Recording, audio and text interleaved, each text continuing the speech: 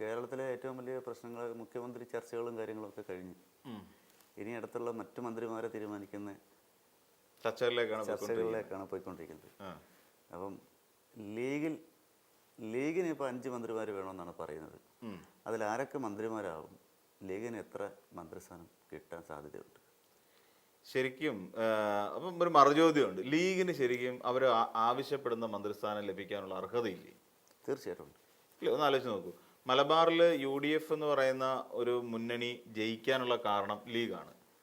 മറ്റു പലയിടങ്ങളിലും തെക്കൻ ജില്ലകളിലേക്കും മധ്യ കേരളത്തിലേക്കൊക്കെ നോക്കിക്കഴിഞ്ഞാൽ ഇപ്പോൾ കളമശ്ശേരി അടക്കമുള്ള മണ്ഡലങ്ങൾ പലതും, എറണാകുളവും ഇടുക്കി, എല്ലാ ജില്ലകളും നമ്മൾ എടുത്ത് നോക്കിയുള്ളൂ. മധ്യ കേരളമാണെങ്കിൽ തന്നെയും തെക്കൻ കേരളമാണെങ്കിൽ തന്നെയും അവിടെയൊക്കെ ലീഗിന് പ്രാധാന്യമുള്ള വോട്ടുകളുണ്ട്. ഏകീകരിക്കപ്പെടുന്നുണ്ട് ഈ വോട്ടുകളെല്ലാം തീർച്ചയായിട്ടും. അതിനുവേണ്ട ഒരു ശക്തമായ പ്രവർത്തനവും കഴിഞ്ഞ ഒരു 5 വർഷക്കാലം കൊണ്ട് VD സതീശന്റെ നേതൃത്വത്തിൽ നടത്തിയിട്ടുണ്ട്. ജമാഅത്തെ ഇസ്ലാമി അടക്കമുള്ള ഈ പറയുന്ന മുസ്ലിം ന്യൂനപക്ഷത്തെ ഏകോപിപ്പിക്കാൻ വേണ്ട എല്ലാ സമീപനവും ഇവരുടെ ഭാഗത്തു നിന്നും ലീഗിൻ്റെ ഭാഗത്തു നിന്നും ഉണ്ടായിട്ടുണ്ട്. കാരണം ഇതിനു മുമ്പ് KM ഷാജിക്ക് ഈ പറയുന്ന ഏകദേശം 10 വർഷത്തിന് മുൻപ് എന്ന് കണക്കെടുക്കാം. അതായത് ഉമ്മൻചാണ്ടി അധികാരത്തിലിരിക്കുന്ന സമയത്ത് KM ഷാജിയെ പോലുള്ള നേതാക്കന്മാരെ സംബന്ധിച്ചിടത്തോളം അല്ലെങ്കിൽ ലീഗിനെ സംബന്ധിച്ചിടത്തോളം NDF-ഉം അതോടൊപ്പം ജമാഅത്തെയും ശരിക്കും പറഞ്ഞു കഴിഞ്ഞാൽ തീണ്ടായ്മയുള്ളവരായിരുന്നു. അതെ, കാര്യം അവർ മതരാഷ്ട്രവാദികളാണെന്നും അവർ ജനാധിപത്യത്തിൽ വിശ്വസിക്കുന്നില്ല എന്നും കരുതിക്കൊണ്ടിരുന്ന ഒരു കാലം ഉണ്ടായിരുന്നു അവർക്കന്ന്. അതിനുശേഷം 2026 തെരഞ്ഞെടുപ്പിന്റെ ഒരു കാലഘട്ടത്തിലേക്ക് അല്ലെങ്കിൽ 2025 എത്തിക്കഴിഞ്ഞപ്പോഴേക്ക് അല്ലെങ്കിൽ ഉപതെരഞ്ഞെടുപ്പിന്റെ ഒരു കാലത്തിലേക്കൊക്കെ എത്തിക്കഴിഞ്ഞപ്പോഴേക്ക് മുസ്ലിം ലീഗിനെ സംബന്ധിച്ചിടത്തോളം ജമാഅത്തെ ഇസ്ലാമിയുടെ ആ തൊട്ടുകൂടായ്മ മാറി അവർ പിന്നെ മതരാഷ്ട്രവാദികളല്ല, മറിച്ച് അവർ ജനാധിപത്യ വിശ്വാസികളാണ് എന്ന് പറയുന്ന ഒരു തലത്തിലേക്കൊരു മാറ്റം അവർക്കും ഉണ്ടായി. UDF-നും ആ മാറ്റം ഉണ്ടായി. UDF-ന് മൊത്തത്തിൽ ആ മാറ്റം ഉണ്ടായി. കോൺഗ്രസിന് പോലും അങ്ങനെ ഒരു മാറ്റം ഉണ്ടായി. സമസ്തയിലുള്ള വിഷയങ്ങൾ ഒരു ഘടകമായിരുന്നില്ലേ? അതെ, സമസ്തയിലുള്ള വിഷയങ്ങൾ ഒരു ഘടകം തന്നെയായിരുന്നു. അപ്പം അങ്ങനെ വന്നു കഴിഞ്ഞപ്പോൾ ന്യൂനപക്ഷ വോട്ടുകളുടെ ഒരു ഏകീകരണം നമ്മുടെ കേരളത്തിൽ നടന്നു എന്നുള്ളത് നമുക്ക് പറയാതിരിക്കാൻ പറ്റാത്ത കാര്യമാണ്. അതുകൊണ്ട് തന്നെ മുസ്ലിം ലീഗിനെ സംബന്ധിച്ചിടത്തോളം ഇത്തവണ കൂടുതൽ വോട്ടുകൾ നേടാനുള്ള അല്ലെങ്കിൽ കൂടുതൽ മന്ത്രിസ്ഥാനം അവർക്ക് 5 മന്ത്രി എന്ന് പറയുന്ന ഒരു ആവശ്യപ്പെടാനുള്ള ഒരു അവകാശം അവർക്കുണ്ടെന്ന് വിശ്വസിക്കുന്നുണ്ട് ഞാൻ. തീർച്ചയായിട്ടും അല്ലേ? തീർച്ചയായിട്ടും. പിന്നെ അതോടൊപ്പം തന്നെ ഇപ്പം പറഞ്ഞിരിക്കുന്ന പോലെ വകുപ്പ് വിഭജനം വരുമ്പോൾ ശരിക്കും അവർ ആ വകുപ്പുകൾ അടക്കമാണ് ഇവരുടെ മുമ്പിൽ സമർപ്പിച്ചിരിക്കുന്നത് UDF-ന്റെ നേതൃത്വത്തിന് മുന്നിൽ. അതിനകത്തുള്ള പ്രധാനപ്പെട്ട ഘടകം എന്ന് വെച്ച് കഴിഞ്ഞാൽ പ്രധാനപ്പെട്ട വകുപ്പുകൾ ലീഗിന് ലഭിക്കുമോ എന്നുള്ള ഒരു ചോദ്യമുണ്ട്. അത് ശരിയാണ്. ഒരു കാലത്ത് നമുക്കറിയാം ഇബ്രാഹിം കുഞ്ഞ് പൊതുമരാമത്ത് വകുപ്പ്, ഇത്തവണ അദ്ദേഹത്തിന്റെ മകനാണ് പൊതുമരാമത്ത് വകുപ്പിലേക്ക് വരുന്നത് കളമശ്ശേരി എന്നുള്ള. അപ്പോൾ ഇബ്രാഹിം കുഞ്ഞെന്ന് പറഞ്ഞാൽ ഇപ്പോൾ PWD വകുപ്പ് അല്ലെങ്കിൽ പൊതുമരാമത്ത് വകുപ്പ് ഭയങ്കര മോശമായ രീതിയിൽ കൊണ്ടുനടന്ന ഒരു മന്ത്രിയായിരുന്നു. മുസ്ലിം ലീഗ് ഏറ്റെടുത്തിട്ടുള്ള വകുപ്പുകൾ എനിക്ക് തോന്നുന്നു കുഞ്ഞാലിക്കുട്ടിയുടെ വകുപ്പുകൾ മാത്രമാണ് വലിയ തട്ടുകേടില്ലാതെ പോയെന്നാണ് എൻ്റെ വിശ്വാസം. ബാക്കി വിദ്യാഭ്യാസ വകുപ്പാണെന്നുണ്ടെങ്കിലും പൊതുമരാമത്താണെന്നുണ്ടെങ്കിലും വലിയ ശോകമായ ഒരു അവസ്ഥയിലാണ് പോയിക്കൊണ്ടിരുന്നത്. ആയിരുന്നു, തീർച്ചയായിട്ടും ഭയങ്കര മോശമല്ലേ. നമുക്ക് അറിയാവുന്ന പോലെ പുസ്തകം കിട്ടിയിട്ടില്ല, പിന്നെ പരീക്ഷയിൽ തന്നെ റിസൾട്ടിൽ പോലും മറിമായം ഉണ്ടാവുന്നു. പക്ഷേ പരീക്ഷ എഴുതാത്ത കുട്ടികൾ പോലും ജയിക്കുന്ന ഒരു അവസ്ഥയിലൊക്കെ പോയ ഒരു കാലം. സ്ഥാപനങ്ങളെ അനുവദിക്കുന്നതിനകത്ത് ഉള്ള തടസ്സങ്ങൾ ഉണ്ടായിരുന്നു. അതാണ് വെള്ളാപ്പള്ളിയൊക്കെ പറഞ്ഞിരിക്കുന്നത്. അതെ മലപ്പുറത്ത് പുള്ളി പറഞ്ഞിരിക്കുന്നത് മലപ്പുറത്ത് ഒരുപാട് സ്കൂളുകൾ അനുവദിക്കുന്നു, മുസ്ലിം ലീഗിന്റെ താഴെയുള്ള ബാക്കിയുള്ളവർക്ക് അനുവദിക്കുന്നില്ല എന്നൊക്കെയാണ് പുള്ളി ഉദ്ദേശിച്ചിരിക്കുന്നത്. പക്ഷെ പറഞ്ഞപ്പോ വെള്ളാപ്പള്ളി കൂടി ആയതുകൊണ്ട് തന്നെ അതിനെ ശരിയായ രീതിയിൽ നമുക്ക് എടുക്കാൻ കഴിയില്ല. കാരണം BDJS-ന്റെ ഒരു നേതാവാണ്, ഈ പറയുന്ന NDA-യുടെ കക്ഷിയാണ്. അദ്ദേഹത്തെ കുറിച്ച് പറയുമ്പോൾ നമുക്ക് ഒരുപാട് കാര്യങ്ങൾ പറയേണ്ടി വരും. അതുകൊണ്ട് വെള്ളാപ്പള്ളിയെ കുറിച്ച് കൂടുതൽ നമ്മൾ സംസാരിച്ചു ശരിയാവില്ല. കാര്യം പറഞ്ഞു വരുമ്പോൾ അങ്ങനെ ചെയ്തു കൂട്ടിയ കൊടും പാതകങ്ങളൊക്കെ നമുക്ക് ഒരു പക്ഷേ ചെയ്യേണ്ടി വരും. അതെ, അപ്പോൾ അതുകൊണ്ട് തന്നെ പുള്ളിയെ കുറിച്ച് നമ്മൾ കൂടുതലേക്ക് പോകണ്ട. അപ്പോൾ ലീഗിനെ സംബന്ധിച്ചിടത്തോളം വിദ്യാഭ്യാസ വകുപ്പിനെ കുത്തഴിഞ്ഞ ഒരു അവസ്ഥയിലേക്ക് വീണ്ടും കൊണ്ടുപോകും എന്നുള്ള കാര്യത്തിൽ വലിയ തർക്കമൊന്നുമില്ല എന്നാണ് എനിക്ക് തോന്നുന്നത്. പക്ഷേ എനിക്കൊരു സംശയം എന്ന് വെച്ചാൽ വിദ്യാഭ്യാസം പോലൊരു വകുപ്പ് അനുവദിക്കുമ്പോൾ അത് അത്രയും കഴിവുള്ള ഒരാൾക്കല്ലേ കൊടുക്കാൻ പാടുള്ളൂ. കാരണം കുട്ടികളുടെ നമ്മുടെ കുഞ്ഞുങ്ങളുടെ കാര്യമാണ്. അതെ, അവിടെ ശരിക്കും അതിനൊരു മാനദണ്ഡം ഇല്ലാതായി പോകുന്നു എന്നുള്ളതാണ്. വ്യക്തമായൊരു മാനദണ്ഡം അക്കാര്യത്തിലില്ല. കാരണം വിദ്യാഭ്യാസ വകുപ്പ് വന്നു കഴിഞ്ഞാൽ ആ വകുപ്പ് കൊടുക്കേണ്ടത് ലീഗിനാണ്, UDF വരികയാണെങ്കിൽ എന്ന് പറയുന്ന ഒരു രീതി. അതിന്റെ മാനദണ്ഡം എന്താണ്? അതാണ് ലീഗിന് എന്തിനാണ് ലീഗിനെ പിന്നെ ഇത് ഈ ഒരു വിദ്യാഭ്യാസ വകുപ്പ് പോലെ ഒരു സുപ്രധാന വകുപ്പ് എന്തിനാണ് ഒഴിഞ്ഞിട്ട് കൊടുക്കുന്നതെന്നാണ് ഇതുവരെ മനസ്സിലാവാത്തൊരു കാര്യം. പ്രധാനപ്പെട്ട എത്രയോ വകുപ്പുകളുണ്ട്. വിദ്യാഭ്യാസം വേണമെന്നുണ്ടായ നിർബന്ധം. വിദ്യാഭ്യാസം അവർക്ക് വേണം, അതിലവരുടെ വാശിയാണ്. അതെന്താണ്? അത് ഒരു പക്ഷേ നമുക്ക് പല പല കാരണങ്ങൾ കണ്ടെത്തേണ്ടി വരും. കാരണം ഒന്നുകിൽ മലപ്പുറം ജില്ലയുമായി ബന്ധപ്പെട്ടുകൊണ്ടുള്ള ഇൻസ്റ്റിറ്റ്യൂട്ടുകളുടെ വർധനവ്, സ്കൂളുകളുടെ വർധനവ് നമ്മളത് കണക്കാക്കേണ്ടി വരും. പലപ്പോഴും അവരിലേക്ക് അത് എത്തിപ്പെടുന്നു എന്ന് പറയുന്ന ഒരു ചിന്താഗതിയൊക്കെ പൊതുധാരയിൽ ഇപ്പോഴും സജീവമാണ്. ശരിക്കും പറഞ്ഞാൽ പലരും അതിനെക്കുറിച്ച് ചിന്തിക്കുകയും ചെയ്യുന്നുണ്ട്. കാര്യം അങ്ങനെ അവര് ഭരിക്കുന്ന കാലഘട്ടങ്ങളിലെല്ലാം അവർക്ക് അനുവദിക്കേണ്ടതിന് അപ്പുറത്തേക്ക് കുറെ കാര്യങ്ങൾ അവർ നേടിയെടുത്തുകൊണ്ട് പോകുന്നു എന്ന് പറയുന്ന ഒരു ചിന്താഗതി പൊതുധാരയിൽ ഇപ്പോഴും കിടപ്പുണ്ട്. അത് മാറ്റാൻ പറ്റില്ല. അത് അങ്ങനെ ഒരു ധാരണയുണ്ട്. ഇപ്പൊ സംഘപരിവാറുകാർ പ്രധാനമായിട്ട് ഉയർത്തിക്കൊണ്ടുവരുന്ന ഒരു കാര്യം അതൊക്കെ തന്നെയാണ്. ഇപ്പം കഴിഞ്ഞ ദിവസം വെള്ളമുണ്ടയിൽ, വയനാട് ജില്ലയിലെ വെള്ളമുണ്ടയിൽ ഒരു സമരം അവർ അല്ലെങ്കിൽ ആഹ്ലാദ പ്രകടനം അവർ നടത്തിയിരുന്നു.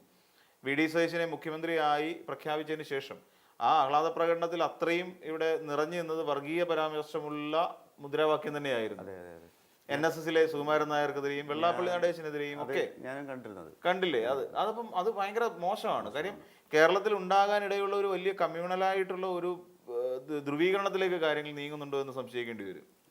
അപ്പോൾ അത്തരത്തിൽ കാര്യങ്ങൾ നടക്കും. ഇപ്പം തന്നെ നോക്കൂ, സംഘപരിവാറിലെ കെ സുരേന്ദ്രൻ അടക്കമുള്ളവർ പറഞ്ഞുകൊണ്ടിരിക്കുന്ന കാര്യം ഇവിടെ ഭരിക്കാൻ പോകുന്നത് മുസ്ലിം ലീഗ് ആയിരിക്കും എന്ന് പറയുന്ന ഒരു തലത്തിലേക്കൊക്കെ പോകുന്നുണ്ട് കാര്യങ്ങൾ. സുരേന്ദ്രൻ മാത്രമല്ല, ഇപ്പൊ സുകുമാരൻ നായർ പറഞ്ഞിട്ടുണ്ട്, അതെ, വെള്ളാപ്പള്ളി പറഞ്ഞിട്ടുണ്ട്, ജാതി സംഘടനകൾ, ഹിന്ദു ജാതി സംഘടനകൾ അങ്ങനെ പറയുന്നുണ്ട്.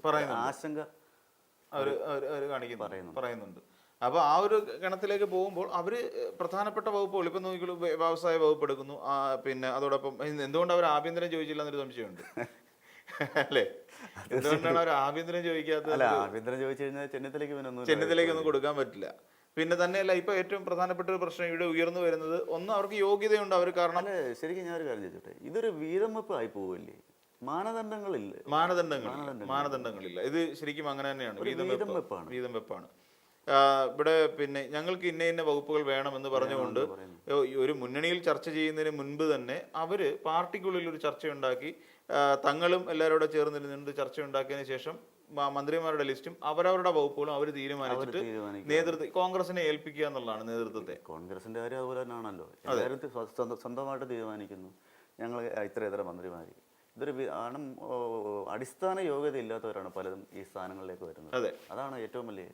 അത് നമ്മൾ ശരിയാണ്. നമ്മൾ നോക്കി വിദ്യാഭ്യാസ വകുപ്പിന്റെ കാര്യത്തിലാണെങ്കിലും അല്ലെങ്കിൽ അടിസ്ഥാന യോഗ്യത എന്ന് പറയുന്ന സാധനം വേണം. ഇപ്പൊ നമ്മൾ നേരത്തെ പറഞ്ഞ പോലെ വിദ്യാഭ്യാസം എന്ന് പറയുന്ന വകുപ്പ് കോൺഗ്രസിന് ഹാൻഡിൽ ചെയ്യാൻ പറ്റുമായിരുന്നു. കോൺഗ്രസിൽ ഇപ്പം CP ജോണിനെ പോലുള്ള ഒരു നേതാവിന് കഴിവുള്ള ഒരു മന്ത്രിക്ക് അത് ഏൽപ്പിച്ചു കൊടുക്കുന്നതായിരുന്നു കുറച്ചുകൂടെ ബെനഫിഷ്യൽ ആയിട്ട് എനിക്ക് തോന്നിയിട്ടുള്ള പലപ്പോഴും. അല്ലാതെ ഈ പറയുന്ന പോലെ ലീഗ് ആണ് ഇത്രയും കാലം വിദ്യാഭ്യാസ വകുപ്പ് തോന്നിയെങ്കിൽ അല്ലെങ്കിൽ നടത്തിക്കൊണ്ട് പോയ സമയത്ത് അത് മെച്ചപ്പെട്ട ഒരു അവസ്ഥയിൽ കൊണ്ടു നടന്നിരുന്നെങ്കിൽ, നല്ലൊരു രീതിയിൽ കഴിഞ്ഞ 2016 വരെയുള്ള കാലത്ത് വിദ്യാഭ്യാസ വകുപ്പിനെ കൊണ്ടുപോകാൻ ലീഗിന് കഴിഞ്ഞിരുന്നെങ്കിൽ നമുക്ക് ആർക്കും കുറ്റം പറയാൻ പറ്റില്ല. ലീഗിന് അതിന് അർഹതയുണ്ട് എന്ന് നമ്മൾ പറയും, വിദ്യാഭ്യാസ വകുപ്പ് ഹാൻഡിൽ ചെയ്യാൻ. പക്ഷെ അവരിയ്ക്കുന്ന സമയത്ത് അങ്ങനെ ആയിരുന്നില്ല. ലീഗ് ഇരിക്കുന്ന സമയത്ത് ഉറപ്പായിട്ടല്ല, അതിനെ നശിപ്പിച്ച് കുളം തോണ്ടുന്ന ഒരു അവസ്ഥയിലേക്കാണ് ലീഗ് കാര്യങ്ങൾ കൊണ്ടെത്തിച്ചത്. ഏറ്റവും പ്രധാനപ്പെട്ട ഒരു വകുപ്പാണ് വിദ്യാഭ്യാസ വകുപ്പ്. അതെ, കാരണം അങ്ങനെയുള്ള ഒരു വകുപ്പിനെ കുറ്റമറ്റതാക്കി തീർക്കാൻ ശിവൻകുട്ടിയെ പോലുള്ള ഒരാളാണ്. ശരിയാണ്. അത് പിന്നെ ശത്രുക്കൾ പോലും പറയുന്ന കാര്യം. അതിനെ വളരെ നല്ല രീതിയിൽ മുന്നോട്ട് കൊണ്ടുപോകാനും കുട്ടികൾക്ക് പോലും. പണ്ട് നമ്മൾ മെയ് മാസമൊക്കെ ആകുമ്പോൾ ആദ്യം പാഠപുസ്തകം വിതരണം ചെയ്യുന്നില്ല, വിഷയങ്ങൾ. അതെ, സ്കൂള് ചോർന്നൊലിക്കുന്നു. അതൊക്കെ മാറി ഇപ്പൊ പൊതുമരാമത്ത് വകുപ്പിനെയും വിദ്യാഭ്യാസ വകുപ്പും കൂടെ ചേർന്നുകൊണ്ട് ഈ പറയുന്ന സ്കൂൾ കെട്ടിടങ്ങളിലെല്ലാം ഒരുപാട് മാറ്റം വരുത്തി, കെട്ടിടങ്ങൾ മാറ്റി ഹൈടെക് ആയി. അതായത് 2016 ഉമ്മൻചാണ്ടി അധികാര കസേരയിൽ നിന്ന് ഇറങ്ങി പോകുന്ന സമയത്തുണ്ടായിരുന്ന ഒരു വിദ്യാഭ്യാസ വകുപ്പ് അല്ല നിലവിൽ ഇപ്പൊ നമ്മുടെ മുന്നിലുള്ളത്. സ്കൂൾ തുറക്കാൻ ഇനി 10-12 ദിവസങ്ങൾ അത്രേ ഉള്ളൂ. ഈ 12 ദിവസത്തിനുള്ളിൽ ഒരു വിദ്യാഭ്യാസ വകുപ്പിന് ഒരു മന്ത്രി വന്നിട്ട് എന്നാണ് കാര്യങ്ങൾ, കുഞ്ഞുങ്ങളുടെ കാര്യത്തിൽ എന്നാണ് തീരുമാനങ്ങൾ എടുക്കുക, എന്ത് തീരുമാനിക്കും എന്നുള്ളതാണ് നമ്മുടെ സംശയം.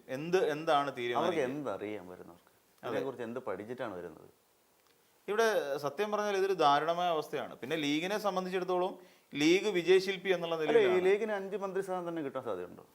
അത് അവകാശമുണ്ട് എന്നുള്ളത് നമുക്ക് എല്ലാവർക്കും അറിയാവുന്ന ഒരു കാര്യമാണ്. നിലവിൽ 5 എന്നുള്ളത് കുറയ്ക്കേണ്ടി വരും. കാര്യം അവരാവശ്യപ്പെടുന്ന 5 മന്ത്രിയും ഒരു എന്താ പറയുക പിന്നെ ഭരണ കമ്മീഷന്റെ, അപ്പൊ അതിന്റെ കമ്മീഷൻ ചെയർമാനും എന്നുള്ള നിലയിലാണ്. അപ്പം അങ്ങനെ വരികയാണെന്നുണ്ടെങ്കിൽ ലീഗിനെ സംബന്ധിച്ചിടത്തോളം കൊടുക്കാൻ നിർവാഹമില്ല. 4+1 എന്ന് ഇത് 5ഉം ക്യാബിനറ്റ് പദവിയാണ്. അപ്പൊ കഴിഞ്ഞ തവണ ഭരണപരിഷ്കാര കമ്മീഷൻ ചെയർമാൻ എന്ന് പറയുന്ന ഒരു പോസ്റ്റ് ഉമ്മൻചാണ്ടിയുടെ കാലത്തില്ലായിരുന്നു. പക്ഷെ ഉമ്മൻചാണ്ടി 5 ക്യാബിനറ്റ് പദവി അവർക്ക് കൊടുത്തിട്ടുണ്ടായിരുന്നു. ഇത്തവണ 5 ക്യാബിനറ്റ് പദവി തന്നെ കൊടുക്കാനാണ്. അപ്പം മന്ത്രിമാരുടെ എണ്ണം 4 കുറച്ചുകൊണ്ട് അപ്പം ഷാജിയെ ഒഴിവാക്കും. KM ഷാജിക്ക് മന്ത്രിസ്ഥാനം കൊടുക്കാതെ KM ഷാജിയുടെ ഏറ്റവും വലിയ ആഗ്രഹമല്ലേ ഇത്തവണ മന്ത്രിയാവണം. KM ഷാജിയെ പോലുള്ളവരൊക്കെ എങ്ങനെയാണ് എങ്ങനെ മന്ത്രിയായിട്ടിരിക്കുന്ന തീവ്ര ചിന്താഗതിയുള്ള, അതാ പറഞ്ഞു, ഇത്ര തീവ്ര ചിന്താഗതിയുള്ള ഒരാളെയൊക്കെ പിടിച്ചിട്ട് എങ്ങനെയാണ് കേരളം പോലെ സംസ്ഥാനത്തിന് മന്ത്രിയാക്കുക? ആയി കഴിഞ്ഞുള്ള അവസ്ഥ എന്തൊരു കഷ്ടം. അത് ഒന്നിലൊരു ഒഴിവാക്കുകയാണെങ്കിൽ 4 മന്ത്രിമാര് ഒഴിവാക്കുക. പാറയ്ക്കൽ പിന്നെ അബ്ദുള്ള അവർക്കൊക്കെ കിട്ടേണ്ടതാണ്. ഈ തവണ ലീഗിനൊരു വനിതാ MLA ഇല്ലേ? വനിത MLA ഉണ്ട്, പക്ഷെ വനിതയ്ക്ക് കൊടുക്കില്ല. അതെന്ത്? വനിതയ്ക്ക് അങ്ങനെയാണ്. വനിതയ്ക്ക് ഇത്തവണ ആകെ ഒരാളെ ഉള്ളൂ, ഫാത്തിമ തഹ്ലിയ. പക്ഷെ കൊടുക്കാൻ സാധ്യതയില്ല. ഫാത്തിമ തഹ്ലിയ പൊതുവെ ജൂനിയറാണ്.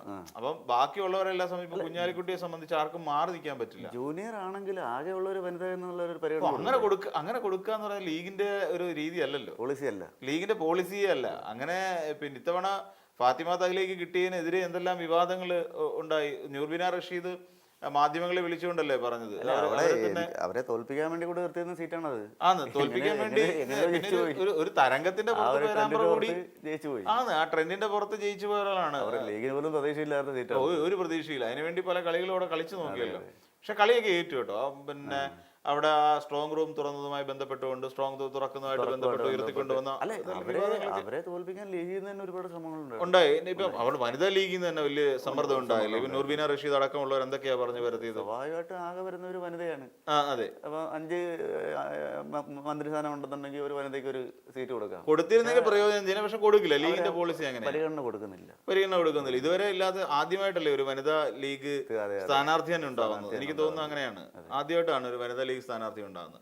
അപ്പൊ അങ്ങനെ കൊടുക്കാനുള്ള സാധ്യതയില്ല. അപ്പം ഇങ്ങനെ ഒരു 5 മന്ത്രിമാര് കുറയ്ക്കുന്നതിനകത്തൊരു ഒരു കാര്യം എന്ന് വെച്ചാൽ 4 കുറയ്ക്കുന്നതിനുള്ള ഒരു കാര്യം ഇപ്പം നിലവിൽ മറ്റൊരു വീഡിയോയിൽ നമ്മൾ പറഞ്ഞിരുന്നല്ലോ, മന്ത്രിമാരുടെ എണ്ണം ഈ 11 എന്തായാലും കോൺഗ്രസിന് തന്നെ വേണ്ടി വരും.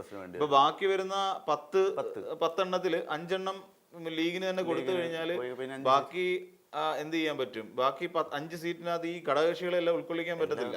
അല്ല, അതല്ലേ ഞാൻ ചോദിക്കുന്നത്. ഇത് മൊത്തം വീതം വെപ്പായി പോവില്ലേ? അർഹതപ്പെട്ടവർക്ക് കിട്ടില്ല. കാര്യം ഘടകകക്ഷികളെ സൂചിപ്പിക്കണമല്ലോ. ഘടകകക്ഷികളെല്ലാം RSP ആയിട്ടാണെന്നുണ്ടെങ്കിലും ഫോർവേഡ് ബ്ലോക്കിനൊക്കെ ഉള്ളു കിട്ടാത്തത്. നമ്മൾ ഭയക്കേണ്ട ഒരു കാര്യമുണ്ട്, ഇവരൊക്കെ തന്നെയല്ലേ നമ്മളെ ഭരിക്കാൻ വരുന്നുള്ള കാര്യത്തിൽ. അത് ഇതിൽ നമ്മൾ ആലോചിക്കേണ്ട കാര്യം ഇതൊക്കെ ശരി തന്നെയാണ്. ഈ വീതം വെപ്പും കാര്യങ്ങളൊക്കെ ഉണ്ടാവും. ഈ പദ്ധതികളൊക്കെ നടപ്പിലായി കൊണ്ട് മുന്നോട്ട് പോവുക എന്നുള്ളതാണ് നമ്മൾ ഇനിയും പേടിക്കേണ്ട ഒരു പ്രധാനപ്പെട്ട കാര്യം. എങ്ങനെ ആയിരിക്കും ഇതൊക്കെ മുന്നോട്ട് പോവുക? നമ്മളിപ്പം അടിയന്തര പ്രാധാന്യത്തോടെ ചർച്ച അല്ലെങ്കിൽ അടിയന്തര പ്രാധാന്യത്തോടെ നമ്മൾ കാണേണ്ട ഒരു കാര്യമാണ് ഒന്ന് വിദ്യാഭ്യാസം. ഈ കാര്യം സ്കൂൾ തുറക്കാൻ പോകുന്ന സമയം.